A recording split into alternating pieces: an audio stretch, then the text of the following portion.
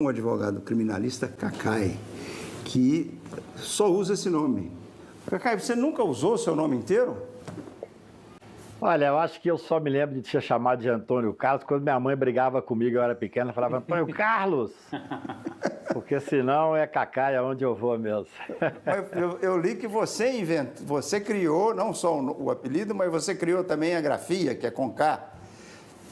Na verdade, foi a primeira palavra que eu falei, Cacai. Aí foi ficando e em um certo momento comecei a escrever diferente, porque achava interessante a forma de assinar, que eu também assino Cacai. E aí comecei a assinar com K, até porque Cacai com C, C e I teria outros. Então eu fui fazer uma coisa diferente. Me acostumei com o meu apelido. Olha que nós fizemos Que hoje é meu nome, na verdade. Nós fizemos uma enquete que está nas redes sociais. Sobre, eu vou ler para vocês, sobre os corruptos, que eles estão soltos, estão de volta em ação no Brasil. A pergunta é como combatê-los. As opções para você e Porchat são uma nova operação Lava Jato, protestos pós-pandemia, a eliminação pelo voto, ou no Brasil é impossível acabar com a corrupção. Qual é a sua resposta, Cacai? Olha, eu acho que aprender a votar é extremamente importante. Eu acho que isso é uma coisa fundamental. Nós temos hoje um presidente da República e família toda que tem um tipo de corrupção muito própria, muito arraigada e ainda assim se mantém com alta popularidade. Esse é um dos pontos. Existem vários tipos de corrupção. Existe a corrupção que a gente já conhece, que é aquele cidadão que leva a coisa pública, o dinheiro do erário, do cidadão e tal. Existem corrupções que também são fortíssimas e que causam mal para a sociedade, por exemplo, que é aquele que usa a estrutura de poder para fazer uma corrupção diferenciada, uma corrupção que parece ser silenciosa, que corrompe, por exemplo, o sistema de justiça, instrumentalizando o poder judiciário e instrumentalizando o poder público. Talvez o maior corrupto nesse sistema, na história recente do Brasil, seja o Moro e os asseclas dele. Eles corromperam o sistema de justiça, posaram de herói com o apoio da grande mídia e hoje vão ter seríssimos problemas no enfrentamento da justiça. Então tem muita forma de corrupção que nós temos que enfrentar todas elas. Temos que enfrentar essa óbvia do político que usa a coisa pública, isso é evidente. Então esse é um assunto permanente. Eu acho que a luta ferrenha contra a corrupção, esse povo da Lava Jato, eles tinham uma estratégia, eles tinham uma narrativa, que eles tinham uma grande mídia do lado deles, eles tinham uma narrativa assim, todo mundo que criticava os excessos era contra o combate à corrupção. Balela. Isso é uma narrativa barata. Hoje eles estão desnudados, vão precisar de advogados, vão sofrer o peso daquilo que eles próprios fizeram ao longo de todos esses tempos. Ô, Cacai, eu acho que nessa bancada, Cacai, eu acho que nessa bancada aqui você está em minoria na questão do Sérgio Moro. Agora, dos seus inúmeros, você defendeu tantos corruptos, ou tantas pessoas acusadas de corrupção, qual deles é o mais bem-humorado? Olha, em primeiro lugar, eu nunca fui advogado do Lula. Isso é uma fake news que roda há muitos anos. Infelizmente, eu nunca advoguei para 4 presidentes da República e advoguei para mais de 90 governadores. Eu tenho muitos clientes extremamente bem-humorados, clientes acusados de corrupção ou não, são clientes que são interessantes de advogar. Mas o cliente bem-humorado é o cliente que enfrenta as dificuldades, as injustiças, as acusações falsas com certo bom humor. Então, assim, às vezes as pessoas mais inusitadas, as mais simples, são as mais bem-humoradas. Agora, quando a pessoa está sofrendo uma injustiça forte, é difícil você ver humor nela. A pessoa está sendo... Porque você sabe, eu advoguei muito para inimigos públicos número 1. Aquelas pessoas que são massacradas pela grande mídia diariamente. Então, você conseguir tirar o humor desse massacre não é fácil. Tem que ter uma inteligência muito especial e uma sintonia com a vida muito grande. Eu tenho uma característica minha, eu me afeiçoo pelas pessoas por quem eu advogo. Eu não advogo para quem eu não quero advogar. Por exemplo, o Bolsonaro me chamou para advogar para ele. Eu sentei com ele, quando ele me chamou para advogar, eu falei, eu não quero advogar para o senhor, não quero nem que o senhor diga o que o senhor quer que eu faça, eu não vou advogar para o senhor. Então, eu acho que esse é um direito do advogado tem também de escolher, claro, dentro do possível, para quem ele vai advogar. E é muito interessante, eu sei que a bancada é majoritariamente do Moro aí, e eu, por exemplo, defendo para eles agora todos os direitos que eles não deram para os réus. Eu acho, por exemplo, os amigos do Moro me dizem que a maior derrota que ele fala que ele teve, pode ser imputada de certa forma a minha, foi a presunção de inocência. Hoje ele deve ter uma velhinha lá com a foto minha, porque quando ele for condenado só vai ser recolhido à prisão depois do trânsito em julgado. É assim que é a vida. Tem um poeta que eu gosto de parafrasear, dizendo: a vida dá, nega e tira. A semana passada, aqui em Brasília, tinha um murmurinho da prisão dos procuradores no inquérito do STJ, os procuradores da Lava Jato, que agora estão todos investigados e tal. Quando me ligaram, eu falei: eu sou contra a prisão deles. Quando eu fui trabalhar para mudar o pacote anticrime, nós colocamos uma questão da contemporaneidade. Não tem por que prender esses procuradores por coisas que eles fizeram 2, 3 anos atrás. Eu tenho que ser coerente. A minha coerência chama-se Constituição, que serve para todos. É assim que funciona. Então, a advocacia, pode ter certeza, não é tão divertido como o Porchat e não tão charmoso como a de vocês, mas é uma profissão que eu gosto muito. No próximo bloco, você vai nos contar se você defenderia o Moro e vamos incluir o jogo na conversa. Olha, eu queria primeiro deixar claro, eu tive mais de 40 clientes na Lava Jato. Eu nunca tive um cliente condenado pelo Moro. Nunca fiz uma audiência com esse juiz. No entanto, via os métodos dele, fui um crítico dele, sou, hoje menos, porque depois que tudo aconteceu, não tem mais por que criticar. Meu alvo agora chama-se Bolsonaro. Mas, evidentemente, eu corri o Brasil fazendo as críticas dos excessos, sempre elogiando as vantagens da Lava Jato. Houve uma corrupção que foi desnudada e que, felizmente, foi enfrentada. Só que depois corromperam o sistema de justiça por uma questão política, na minha visão. Em 2018, quando o Moro saiu para ser ministro da Justiça, eu dei uma entrevista no UOL, que foi muito badalada na época, dizendo: Moro terá um fim melancólico. Em 2018, ele era o todo-poderoso, candidato in pectore da principal mídia brasileira e tal, mas eu sabia o que ele tinha feito no verão passado. Então, assim, eu dificilmente seria advogado dele, porque eu expus durante anos, em debates, em artigos, tudo o que eu acho que ele fez de errado. Então, eu tenho que ser coerente, evidentemente. Espero que ele tenha uma boa defesa. Vai precisar. A situação não é fácil, porque houve uma corrupção séria do sistema de justiça, uma instrumentalização do Poder Judiciário, lamentável, né? Veja bem, eu não sou lulista. Até quando você fala em terceira via, eu estava escutando aqui, eu acho que, para mim, hoje no Brasil, o ideal seria o Haddad candidato com o Rodrigo Pacheco, presidente do Senado, como vice lá das minhas Minas Gerais, que daria um toque diferente nessa eleição. Agora, eu não sou político partidário, eu nunca tive um partido, nunca fui filiado a partido. Eu sou advogado criminal, tenho o atrevimento de falar e digo com o maior carinho: o que a advocacia me deu de melhor foi a hipótese de ter voz, de estar aqui discutindo com vocês, pessoas que pensam diferente de mim, mas quais eu respeito, eu não sou dono da verdade.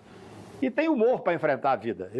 Eu não tenho nenhuma preocupação. Já tive nos momentos mais difíceis de debates, às vezes, quando esse ex-ministro era o herói nacional, é muito inculto, nunca leu fora daquele mexe-mexe ali, que se tivesse lido Fernando Pessoa, ele teria visto dizer: estou farto de semideuses, onde é que há homens no mundo?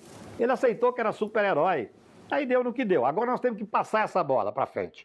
Temos que discutir o Brasil e, principalmente, discutir pandemia, discutir a falta de vacina. Nós estamos com 4 mil mortos por dia e 400 mil mortos no Brasil.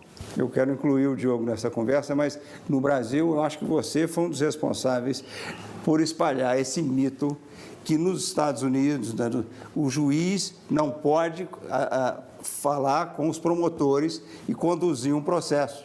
Isso é mentira. Os juízes podem falar com os promotores. O promotor faz um trabalho, o juiz fala: isso aqui está mal feito, pô. Está faltando provas, ô Diogo. Eu não sei. Desculpa, eu não falei em mito nenhum. Na verdade, o juiz pode falar com o promotor, ele não pode combinar com o promotor.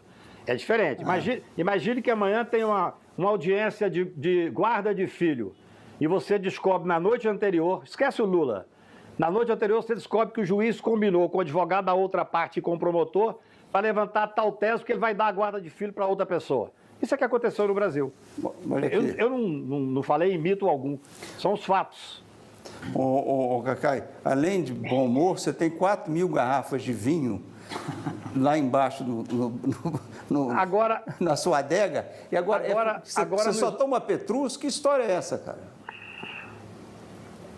eu nunca tomei um Petrus que não tenha sido pago por um cliente ou por um amigo. Na verdade, evidentemente, eu não faço essas extravagâncias. Quando tem um cliente que acha que eu tomo Petrus e abre, eu bebo. Eu vou ser verdadeiro. Agora, o número de vinhos diminuiu muito no isolamento, porque eu estou dentro de casa direto, só estudando, lendo, recitando poesia, e aí o vinho é uma boa companhia. O Diogo, o Cacai é seu. Não é, não. Não é mesmo. Certamente não. Certamente Antônio não. Carlos. Antônio Carlos, sua mãe passava apito desse jeito, né? Antônio Carlos, eu não estou a fim de ouvir suas baboseiras. Olha, você para mim representa o atraso espero que você não tenha do Brasil. Essa sua asneira de prisão em segunda instância, pergunta para os meus colegas dos Estados Unidos, tem prisão em primeira instância, as tais das mensagens roubadas. Você construiu a sua carreira sussurrando na orelha de ministro do STF, do STJ. Que história é essa? Eu prefiro falar com você sobre outros assuntos, porque me vem ânsia de vômito ouvir esse seu discurso. Você já teve pedra no rim? Você gosta de nhoque? Vamos falar sobre Petrus. Mas eu quero te responder. Eu quero te responder, Diogo. Tem uma coisa interessante. Uma vez eu estava conversando com o Chicaniz, ele me disse que quase todo humorista é mal-humorado. Eu não conheço muito a sua vida, mas acho que você é humorista. Mas o humorista que é mal-humorado, ele tem que ter uma inteligência rara. E você ficou só no mau humor, então é muito difícil, entendeu? A sua acidez, eu não sei onde ela leva. Eu não sei se é porque você vive numa cidade, parece que você vive na Itália. Olha, uma maravilha de cidade. Não me leva a roubar, por exemplo. Saia na rua, veja o mundo, entendeu? Eu conheço bem, assim, em parte, Antônio Carlos, você já alugou seu apartamento mais de uma vez, entendeu? Completamente errada. Peraí, um de cada vez. Antônio Carlos, você está fazendo... Olha, Antônio Carlos, você está atrás de cliente aqui no nosso programa. Eu entendo isso daí. Você precisa de cliente, você precisa mostrar que tem acesso a informação. Diogo, deixa eu te falar uma coisa. De 20 clientes que me procuram, eu pego um cliente, meu escritório é um escritório pequeno. A minha advocacia, mais de metade dela é pro bono. Pro bono, trabalho muito pro bono. Então, assim, eu tenho uma vantagem na vida. Sou bem mais velho que você. Eu não aceito provocação barata. A minha pessoa, para me provocar, tem que ter, no mínimo, um bom humor, uma inteligência específica, entendeu? Eu não aceito. Eu não estou aqui para responder a provocação. Eu não estou te provocando. Mas eu não estou te provocando, Cacai. Eu nem sei o que você está fazendo nesse programa, honestamente. O que você fala, a gente ouve todo dia da boca do Gilmar Mendes e os brasileiros já estão... É um inferno para todos os nossos espectadores. Eu estou aqui porque eu fui convidado. Tá certo, o Cacai foi convidado. Não por mim. Não, se fosse convidado por você, eu não viria, Diogo. Ninguém conversa com você, Diogo. Você tem que ver que você é um humorista sem humor. Eu tenho certeza. Lógico, eu estou muito preocupado com o que você pensa de mim. A sua piada foi... Eu acho que hoje eu não vou dormir. Olha aqui. Oi, querido, desculpa. Cacai, eu li um perfil seu há 10 anos na Piauí, imenso. E no perfil dizia que você achava que a imprensa gostava de você. Você acha que a imprensa gosta de você depois dessa conversa aí com o Diogo? Eu não sabia nem que o Diogo fazia parte da imprensa, em primeiro lugar. Agora, é claro que eu não acho que a imprensa gosta de mim. Não tenho essa pretensão. Acho até que nem disse isso no perfil. Eu tenho uma vantagem, viu? Eu não leio as críticas depois que saem matérias ou comigo ou em entrevista. Eu não leio. Eu não dou valor a isso. Não dou valor. Eu falo o que eu penso, eu trabalho com o que eu gosto. eu acho que faço um trabalho muito interessante dentro do processo penal, nas discussões sérias, e as teses têm sido vitoriosas, amplamente vitoriosas. A presunção de inocência, que foi tão criticada pelo Moro, ele vai usar agora. Ele vai usar agora. Quando ele for condenado, ele vai precisar usar. Agora, veja bem, eu tenho uma preocupação de fazer uma discussão que seja uma discussão de garantismo dentro da Constituição. Isso é que me interessa. Eu não tenho pretensão de fazer um discurso que vá agradar A ou B, porque eu não sou político, nunca serei político, nunca tive partido político. Eu sou advogado criminal. Eu estou aqui porque fui convidado para vir aqui, quer dizer, evidentemente com o maior prazer, para mim é uma honra estar aqui, repito. Essa é uma coisa interessante. E eu gosto de trocar ideias. Agora, trocar ideia, tem que ver o seguinte, você só troca ideia com quem as tem. Você não tem como trocar ideia com pessoa que não tem ideia, entendeu? Agora, claro, eu estou disposto a conversar com vocês, a falar a minha experiência. Eu advogo há 40 anos no Supremo Tribunal Federal. Já advoguei de A a Z, repito, não tenho partido. No governo Lula, eu tive 8 ou 9 ministros que foram meus clientes. No governo Fernando Henrique, eu tive 17 ministros. Então, eu não tenho essa questão. Eu só pego a causa que eu acho que tem uma boa tese. Se eu tenho uma boa tese, eu pego a causa. E, repito, tenho 40%, 50%, dependendo da época da minha advocacia, pro bono. Agora mesmo, advoguei para uma professora que foi perseguida pelo ministro da Justiça e pelo Bolsonaro, usando indevidamente a Lei de Segurança Nacional. Isso é que faz a advocacia uma coisa que me interessa realmente. Eu tenho advocacia de uma forma bastante interessante, que essa não sai na mídia, mas é uma que me interessa muitíssimo, entendeu? Então, a advocacia para mim é isso, é uma forma que eu tenho de fazer a minha participação na sociedade. Bom, Cacai, muito obrigado. A conversa Antônio, foi boa. Só quero falar uma coisinha. Pode falar. Não, a impunidade a impunidade é a grande piada brasileira, e não é desse humorista aqui, não. O Cacai, eu acho que a impunidade é um problema seríssimo. E se eu terminar uma frase, eu acho que tem que ser enfrentado. Agora, nós temos que saber que no Brasil, nós tivemos muito recentemente um ex-presidente da República preso, ministro de Estado preso e os grandes empresários presos. Eu concordo, nós temos que enfrentar a impunidade. Mas nós não podemos fazer do combate à corrupção a qualquer custo. Essa é a questão. As pessoas foram presas. Eu não vejo nos Estados Unidos, por exemplo, ou na Itália, essa quantidade de prisão de pessoas. Eu não estou criticando ou elogiando as prisões. Eu estou refletindo um fato da minha realidade do processo penal. Mas por que a segunda instância? Por que essa história de segunda instância, Cacai? Por que segunda instância? Porque a Constituição diz isso. Porque a Constituição diz. A Constituição, veja bem, você não pode chegar e falar assim, mas no país tal... É preso na primeira instância. O que interessa é a sua Constituição, o cumprimento da Constituição. Quer mudar? Mude a Constituição. Porque ninguém vai preso. Tem que mudar a Constituição. Ninguém vai preso, recurso, nós temos que respeitar. Nós temos que respeitar a Constituição. Então, o Congresso Nacional, se agora está sendo discutido novamente através de um projeto de lei, do emenda constitucional, veja bem, eu estou cumprindo a Constituição que o meu país tem. Eu não posso cumprir a Constituição dos Estados Unidos. Eu não posso cumprir a Constituição da Itália.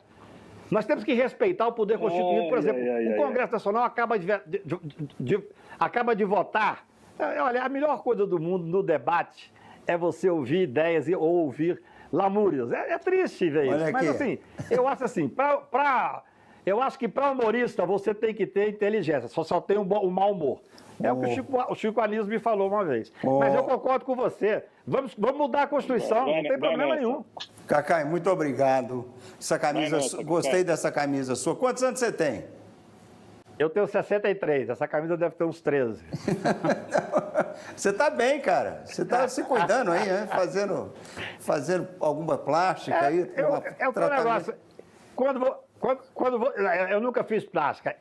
Quando você faz o que você gosta, quando você critica quem você quer criticar, quando você tem a coragem do enfrentamento, por exemplo, o Moro era um herói nacional e eu dizia, vai cair. Bandido da cadeia, você fica jovem. Olha aqui, você absolve... Eu gosto... Jovem, rejuvenesce isso. Você absolve ou condena esse programa? Olha, Palavra final. Parabéns. Você absolve ou condena esse programa? Eu acho esse programa um programa quase perfeito. Ele tem 3 pessoas extremamente preparadas, pessoas que vivem no mundo, e você tem um mal-humorado para poder falar, gritar, xingar. Isso tudo é alegria, faz parte. Ó, humorista que tem mau humor é tradicional. Agora, que tem mau humor e não tem inteligência, aí vocês são muito corajosos. Muito obrigado pelo convite. Obrigado a você pela companhia. Como diria o Olavo de Carvalho. Um abraço, né?